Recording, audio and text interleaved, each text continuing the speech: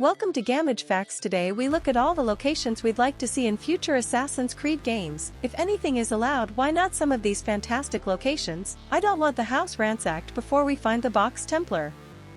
For this list we've included locations that have been featured in smaller releases like Assassin's Creed Chronicles because we'd love to see them again in a major main title. Before we start, we'll be releasing new content throughout the week, so subscribe and ring the bell to be notified of our latest videos. Roman Judea. There is only one piece of evidence that gives us a clue as to what really happened when Jesus met Pontius Pilate, and that was found here in Caesarea, the Roman capital of Judea. Especially in older Assassin's Creed, has never shied away from taking on Christianity.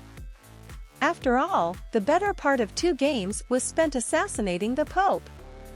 So it wouldn't be entirely surprising if Ubisoft took the franchise back to Judea in the 1st century. When Jesus was alive and asked to crucify Jesus, he answers, "Why, what did he do? Evil. His wife had a dream." Has nothing to do with this righteous innocent man. We have already heard about Jesus in some lore, specifically that the miracles he performed were due to the lost pieces of Pascal technology. So it would be interesting to see these things. It's unlikely you'll be able to play as the man himself, but one of his disciples might make a good protagonist. Also, people have been clamoring for another visit to the Holy Land and the Roman Empire. The ISU are the driving force behind the entire franchise, but they're still pretty elusive and mysterious. The reason for this is obviously so that Ubisoft doesn't have to worry too much about plot holes and can constantly invent new ISU lore and technology when the game needs it. But wouldn't it be cool to see the first civilization and the ISU firsthand in their prime in Assassin's Creed 2?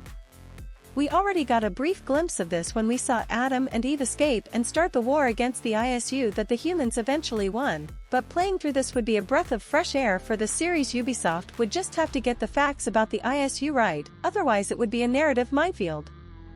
Warning states China.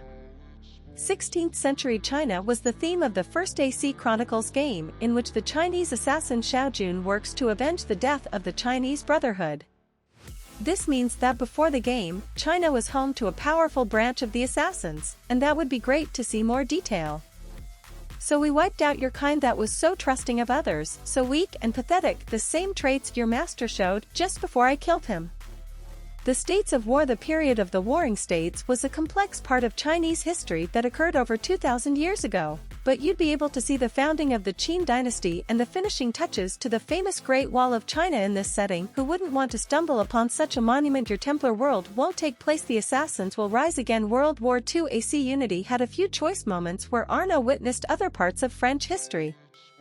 After jumping into a Helix Rift specifically about Belle Époque France and the turn of the 20th century and Paris under occupation by German soldiers, another visit to World War II in a full game would be incredible, especially since we have barely seen anything from that century. Following previous games in the series, a game that spans several large cities rather than an entire country would be best.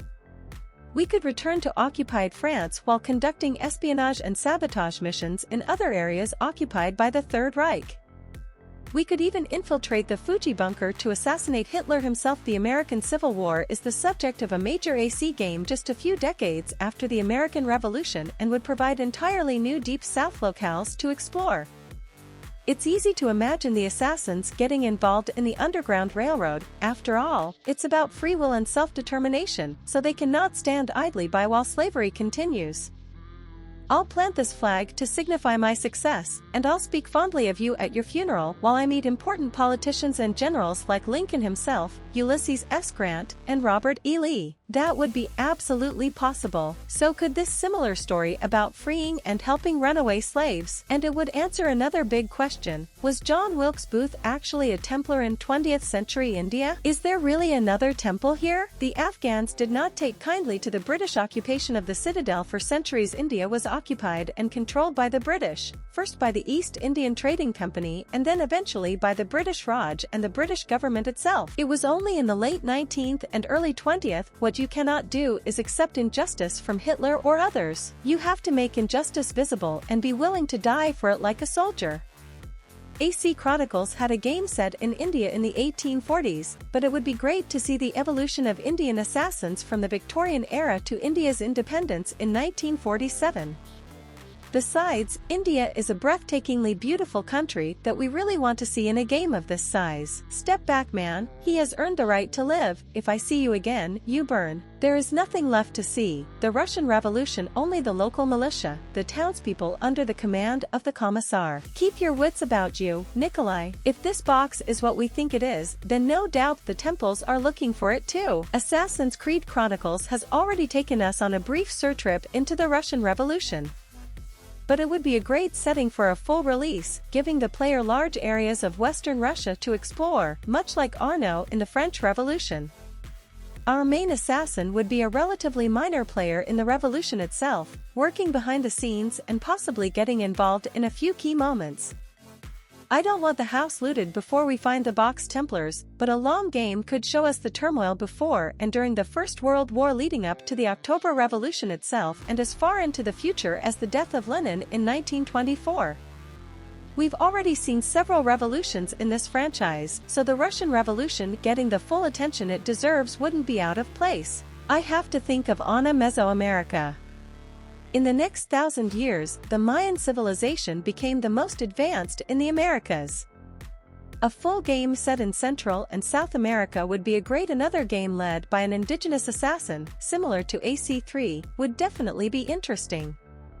It would also give us a chance to see many of the great civilizations of South America, like the Incas, the Aztecs and the Maya, while their huge cities were still inhabited. As part of this wave, one refugee king takes root in Kiwi, founds the city, and soon after builds a pyramid. The villains would of course be Christopher Columbus and the invading conquistadors, who would surely belong to the Templar Order. Resistance movements against invaders have long been a standard in the franchise, whether that be fighting in the Crusades, driving the Brits out of the Caribbean, or even killing Caesar. So this setting is perfect. It'll never fall to you or your ilk. Freedom isn't a given. Caesar the Old West. I will take my chances. Come here, my friend. Great open world Western games are few and far between, and it has been long enough since Red Dead Redemption 2 that Ubisoft wouldn't compete directly with them if they decided to make a Western of their own.